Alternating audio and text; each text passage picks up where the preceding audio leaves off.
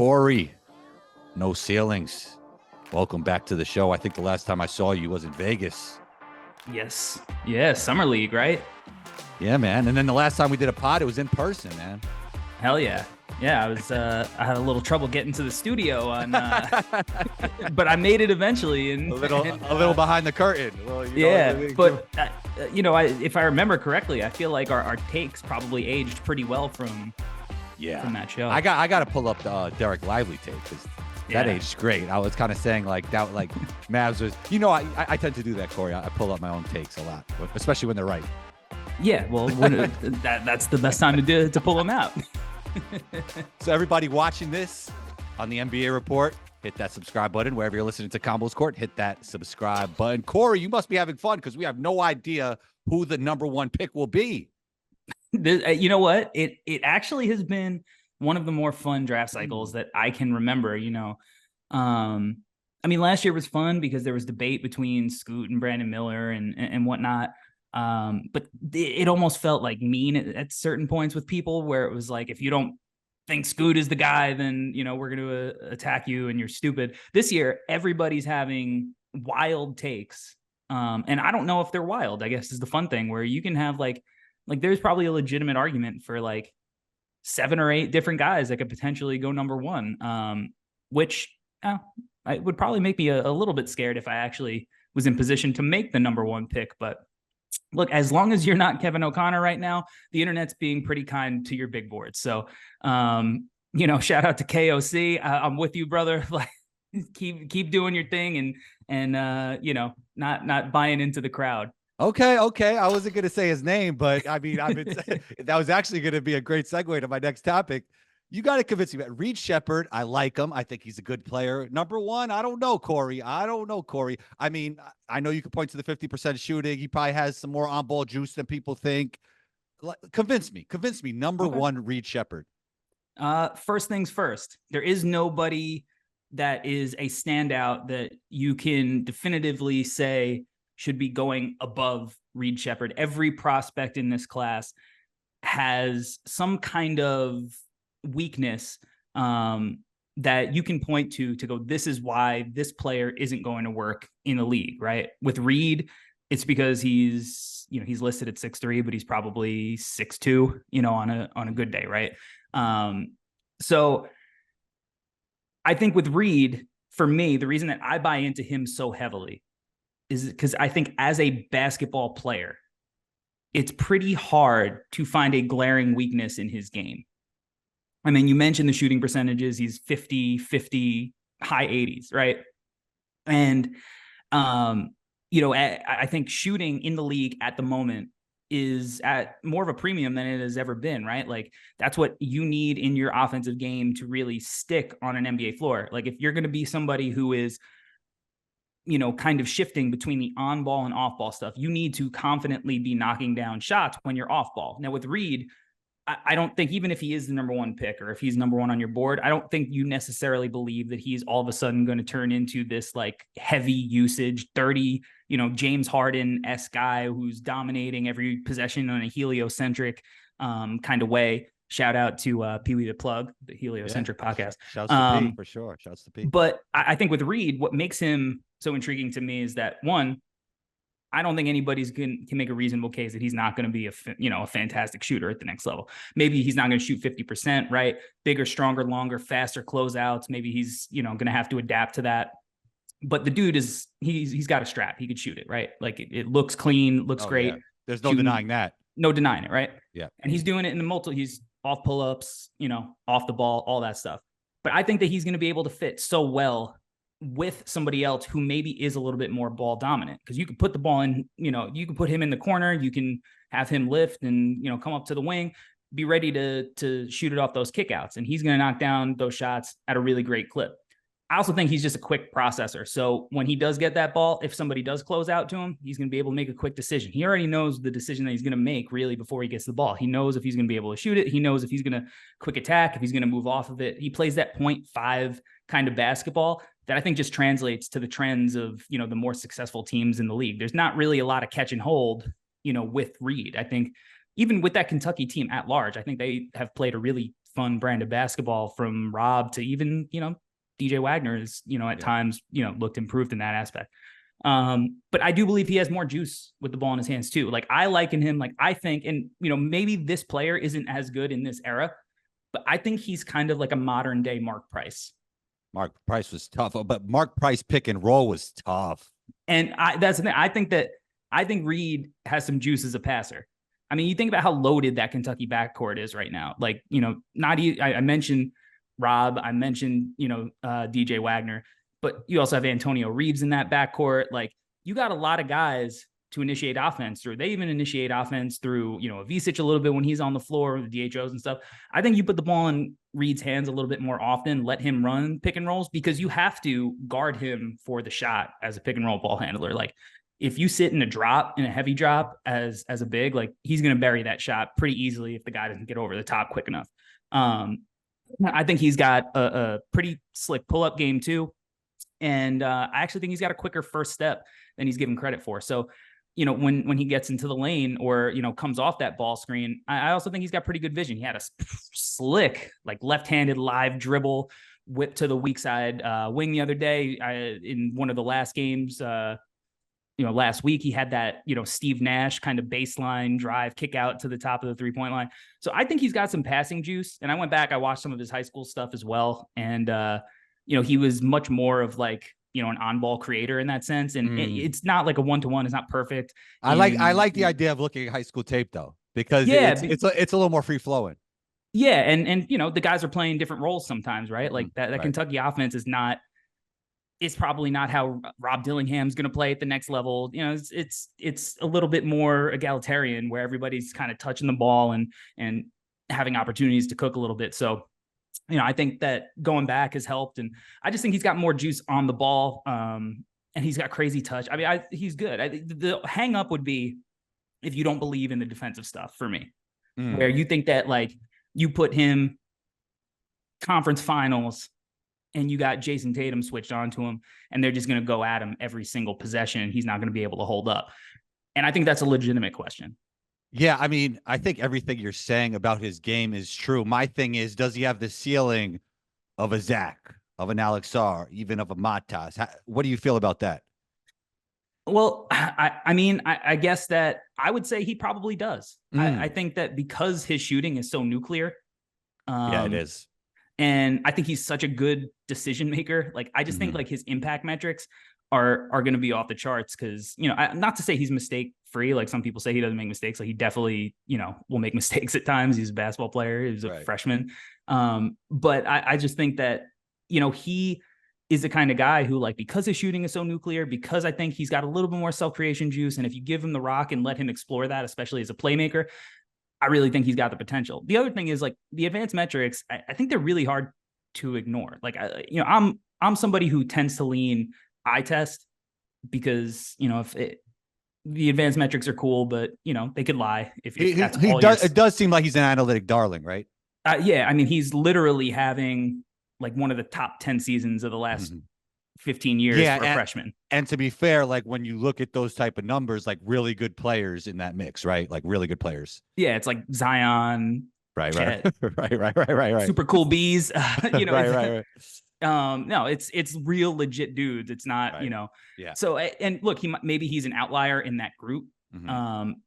But I totally get the argument of if you're shooting with the number one pick, you got to go upside. And when you look at Alex Sarr, who's 7'1", runs the floor like a gazelle and maybe could hold down the paint defensively for a team, that's really enticing, especially if that offense does come along, if the shot is real.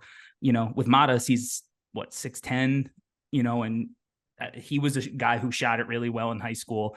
The shot looks pretty good. He's shown some stuff where he's like got nifty footwork and he looks like Franz at times with the ball in his hands, right? Like that's really enticing. And we've seen that work. It's hard because we haven't seen Reed work in a while. It's been a while since a guard that was 6'2", 6'3", that, didn't necessarily like have like a crazy bag. Yeah, would go this high in the draft. So I totally, that's the thing with this draft. It's like, I'm not going to tell anybody they're wrong for believing in somebody else above a guy like Reed, because you can make an argument that he's not even the best prospect on his own team. So, right. But I think he's just a really good basketball player who fits the direction of the league. And I think I buy his baseline level skills more than some of the other guys. So, I mean, it might be the answer to the next question. It could be Reed Sheppard, but best prospect to pair with Wemby. I really like the idea of Topic. I just like the unique cadence he plays the game. And I think his feel for the game is probably higher than a lot of the other guys in the top 5 to 10. Love the way he plays basketball. I think that would be an awesome pair. The Spurs have that international feel. They always drafted international players. That's like part of their culture, if you will. Is it Topic? Is it Reed? Who would you like to see paired with Wemby? I think that they would both be phenomenal fits. I love Nikola Topic. Like, I love that dude.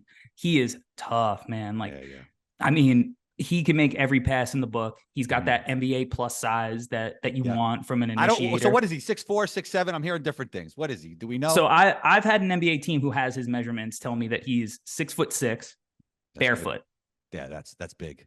But he had a wingspan that was reported to be 7 feet, but it's actually 6'6". Okay.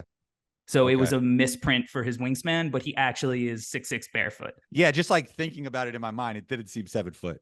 No, that's why I was like, yeah, that actually makes a ton more sense. But even still, like, as a lead initiator at, a guard spot, like, that's plenty fine for what he is. And but he's super skilled. I mean, before he'd only played a couple games in the EuroLeague before he got injured. But before that, he was finishing like over 70% of his shots near the rim. Like, in the Adriatic League, like men's league, that's where Jokic played, right? Like, this is a real legit overseas league, and he was dicing them up. And he's one of the youngest players in the draft. Yeah. I mean, and he plays kind of like, he got that SGA change of pace, Euro, same hand, same leg, never really looks like he goes full speed. And that's been working really well in the NBA lately.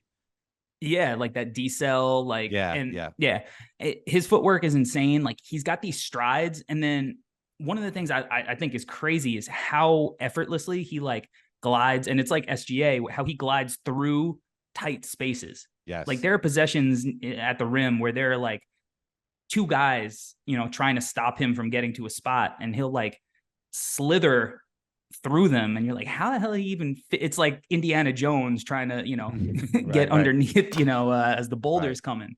I love Topic. I think that one of the reasons that you're starting to see him lose a little bit of steam is just because that's what happens in the process when you're injured. Well, the March Madness, the NCAA bump is real too, right? Yeah, just like these guys are in the limelight. But he's really good. Probably, I think I'm probably the highest on him from the No Ceilings team, and I have been, I think, all year. But he's a really good basketball player, and I think as far as the Spurs go, you want them to have a definitive number one playmaker outside of Wemby. Like, you don't want to use, at this point in Wemby's development, while he's shown some pretty insane stuff in every facet, including passing, he's probably not going to be Jokic. I think it's fair to say, where you want to initiate everything through him as a playmaker. Pairing him with a pick and roll partner who can actually make the passes that Sohan hasn't been able to make off the pick and roll and all that. And you're adding that size. So you're looking at a guy, now you're going like 6'6", Devin Vassell's 6'6", 6'7", Sohan, Wemby, and whoever else you want to add to that court. Just don't have Sohan playing point guard. That's it. Now you got to put snipers around this team now. Like, if you got, it's true. If you got Topic, is it Reed or is it Topic you like for? I mean, Reed is the sniper. Hey, they might have a shot at both. They got two picks, early on. So crazy. They would actually probably fit together in some weird way too. Absolutely, because Reed could play off ball, and he'll make those quick decisions. Like, and Topic is big enough that he could guard twos if you wanted him to. And now there aren't twos in the league, really. Devin Booker. Outside of Booker, that you're yo, I'm not worried about, Contavious Caldwell Pope, isoing Topic, if that's the game plan, like, great. Yeah. Like, So I think it would work. Definitely offensively. I mean, offensively, you got two basketball savants paired with, one of the greatest basketball prospects that's ever lived. So, but it's a realistic outcome for them in that regard. So you got to give me one. Who you taking if you only have one? Yeah, man. Or They're or is it somebody else? Like, I don't know. well, they're neck and neck for me on my board. So right now, Spurs, Corey, you're on the board. What are you doing? Yeah. I'd probably lean Topic. Yeah, I agree. Even though I might at this point have Reed like slightly ahead of him, but like when you're building out boards. So you're saying on a big board, Reed would be higher, but maybe it's close enough where the fit would matter, right? Yeah, because I think that you can get. I think they're both pretty rare in what they could do, because I think Reed is a pretty elite level shooter, but a guy who's 6'6", who can make every pass in the book, is a killer at the rim, shooting 88% from the free throw line. Even if the threes aren't dropping, that touch at the free throw line, I think, is something that you can build on and get him to the point where like he's going to be punishing unders if that's what a defense decides to do. But at the end of the day too, like Wemby is such an outlier player that like, I just think it's going to be so hard to game plan to try to take away other guys, especially when you have somebody like Tobic who'd be able to like still find ways to get Wemby the ball anyway, in good spots. Prospect with the most to gain in March Madness. Prospect with the most to gain. Or it's somebody you think will gain a lot in March. I think Dalton Connect's got a lot. He got a lot of social. He's big on the social media buzz. People like him. People like watching his play. People like his highlights. Yeah, like I mean, he's people can't pronounce his name. They don't know what it is, but that's a whole other story. I mean, I was talking to a scout the other day, and they're like, yo, like, tell me what wing is definitively better than him right now. Cody? I don't think you could. I don't know if you would say he is. I mean, definitely not as a college player, right? Like maybe as a prospect. Yeah, as a prospect. Yeah. I mean, Filipowski, I think, is like a really good college player. I don't know if he's as good as those guys when it comes to NBA prospects. Right. Yeah. But the fact is, like, regardless of Connect's age, he's 23. Or he will be 23. Right. NBA teams are still pretty high on him. And I think he averaged 25.5 points in the SEC this year. Yeah. That's tough. That is tough. And he's 6'6". He's got broad shoulders. He's strong. He's got real bounce, not like sneaky white guy bounce, like real legit. Like, I'm going to put you on a poster. Right. If you don't, if you show up late, he could shoot it, which is, valued skill. If Tennessee makes a run, I think he goes from a guy who it's like, all right, he's old, so let's take him at the back end of the lottery, maybe pick 15 or whatever. And now all of a sudden, like, he's in real consideration starting, like, let's say Memphis gets the 6th pick and they're a team who can afford to take somebody who's a little bit more ready now. Yeah, I mean, you mentioned 25 in the SEC. Do you think like the NBA game could benefit him even more when it comes to like the spacing? College basketball compared to the NBA, it's very rigid. It's very compact. It's just a different game. Do you think like the NBA style of play could benefit him? Yeah, for sure. Especially as a finisher, because he's the type of dude where like, he might not have like that up and under Kyrie flexibility, like midair stuff, but when he gets a runway, he's a powerful leaper. So like, I think that'll help him. And he'll have more runways. He won't be the complete focus of the defense at the NBA level. Like, I think he's going to be a really good player. I think that he's going to be a tough bucket getter. I don't think he's going to be the number one option on a championship level team. Like, you can convince me his ultimate upside is maybe that of like a 2B type guy, which is still, a really valuable guy. I mean, he's averaging 25 in the SEC. Maybe one day he could do it in the NBA. I mean, why not, right? Like, I mean, the shot is translatable, I think. It's an effortless ball. And, I mean, he's throwing up, I think he's at 7 30-point games, 5 35-point games through 40 against Kentucky. And he's big enough that, like, again, like, defensively, he's not a mismatch nightmare problem because he's big and strong, and you can't just, all right, let me get you ISO in the post, whatever. Like, he'll give enough effort. He's not going to totally murder you as he develops on that end. Who's the best player in college basketball this year?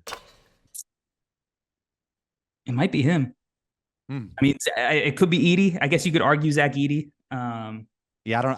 Actually, somebody asked me about him in the gym today. I don't know, man. I mean, Taco Fall didn't really last. I don't know if I know think what? I think is Taco more mobile than Edey? Might No, be, right? I think Edey's more mobile. You think so? Okay. I've seen Edey a couple of times now, and I saw him against Really? Rutgers last month. You think it translates? I mean, I don't think it translates. Like right now, he's throwing up like 30 and 15s. No. What I'm saying, to have a long NBA career. That's what. Yeah, I do. Okay, cool. I do.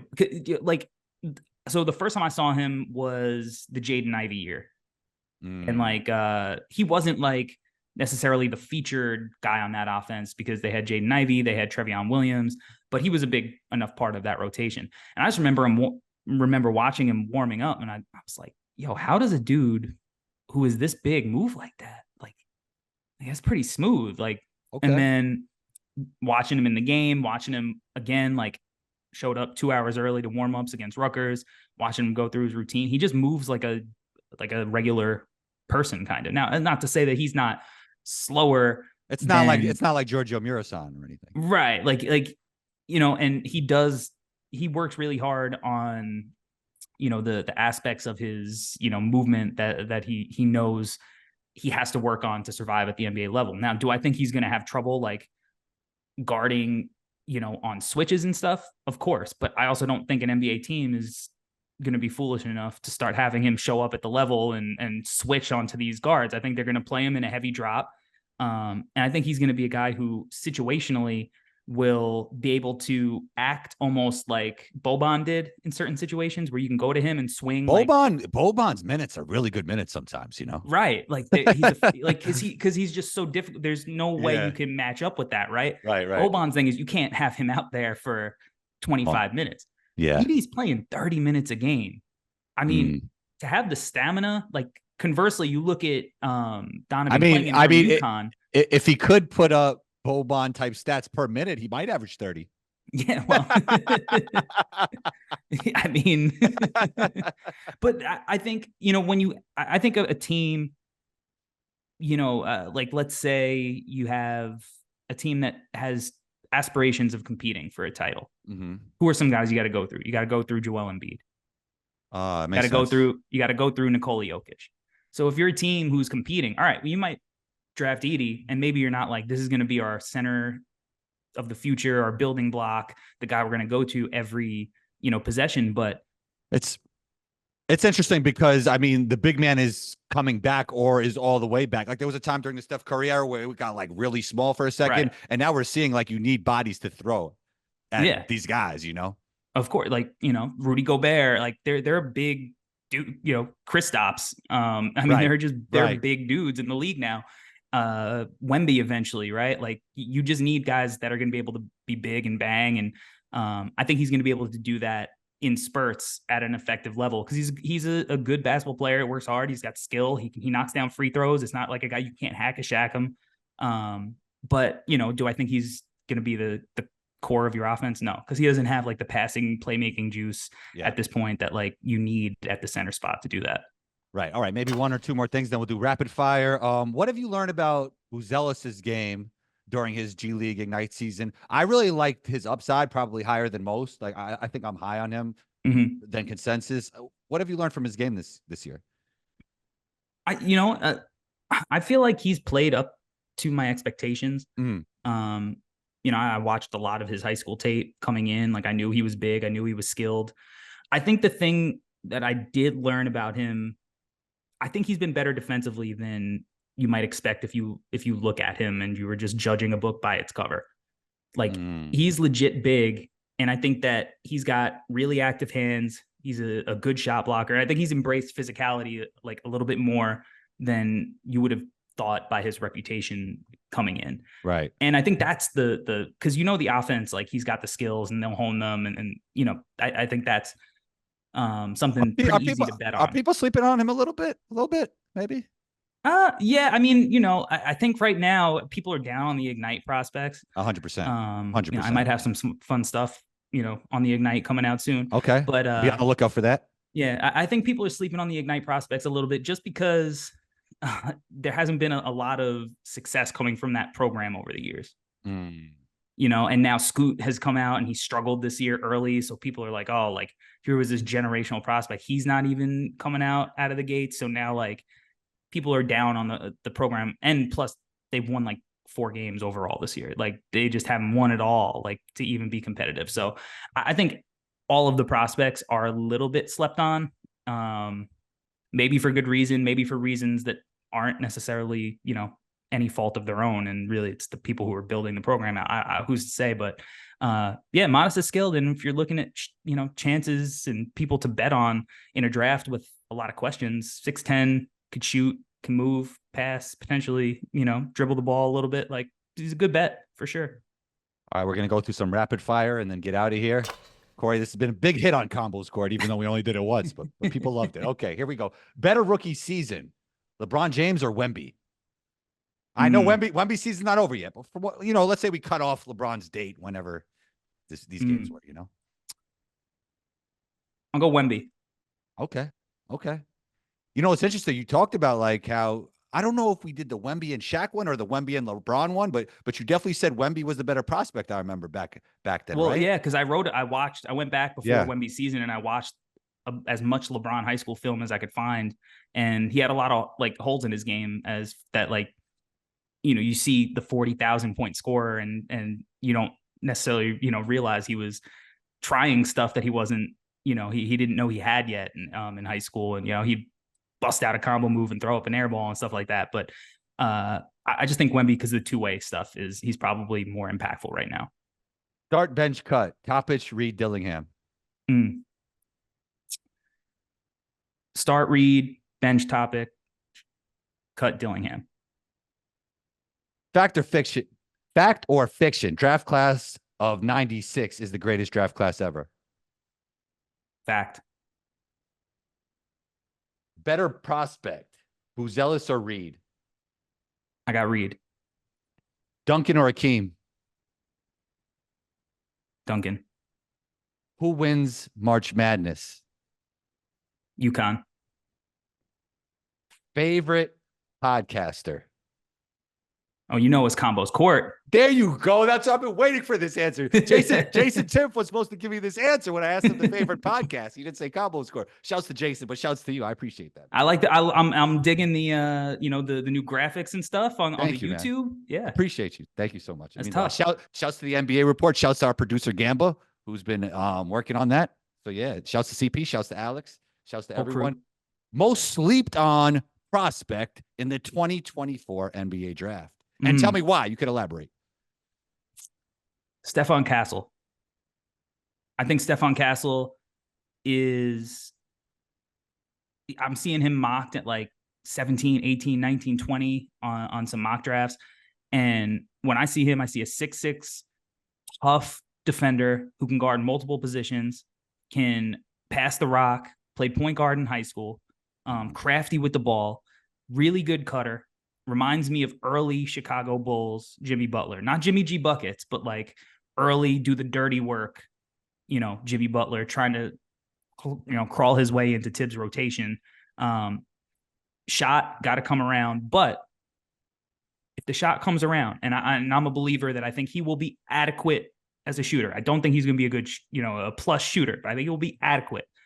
And if he does that, I think he's got a chance to be one of the, you know, 5 best players in this draft class. Bronny James one day plays with LeBron James. Fact or fiction? I'm going to say fact. Yeah, I have to agree there. Okay. Fact or fiction? Last one. Larry Bird had the highest peak ever outside of Kareem, Jordan, and LeBron. Outside of Kareem, Jordan, LeBron. Fiction. Who had the highest peak? I think it might be Jokic. What? Really? And that guy was drafted in a Taco Bell commercial. I mean, I don't know if Jokic is at his peak right now. Yeah, he's ridiculous, man. I mean, I had this conversation. Shouts to Jason again. I had this conversation with Jason. I had this conversation with Adam Mars. Like his GOAT window is open.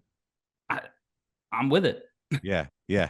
I mean, he's going to have potentially his third MVP this year. It's crazy. Pretty not out of the question that he wins another one. Yep. You know, I mean, look, he's got to win. Young teammates. Young teammates. Yeah. A game that'll age well. Yep. You know, not predicated on athleticism. Just a genius with the basketball. Unless he like leaves early and just wants to go with his horses, you know. Yeah, which is, you know, probably on the table. Could be on the table. Corey, great stuff. You know, draft is not too far away. Not too far away. Where could everybody find you? Let them know. All right, you can find me personally at Corey Taluba on Twitter, NBA Draft Dude, elsewhere, and then you can find all of the work that I do at NoCeilingsNBA.com. From there, No Ceilings Podcast, No Ceilings YouTube, you know, the whole thing. But you know, go to the website, subscribe. It's free. You get stuff delivered Monday through Friday, right to your inbox. So NoCeilingsNBA.com is where it's at. Corey, great stuff. You're always welcome back on the show. Talk soon. My man.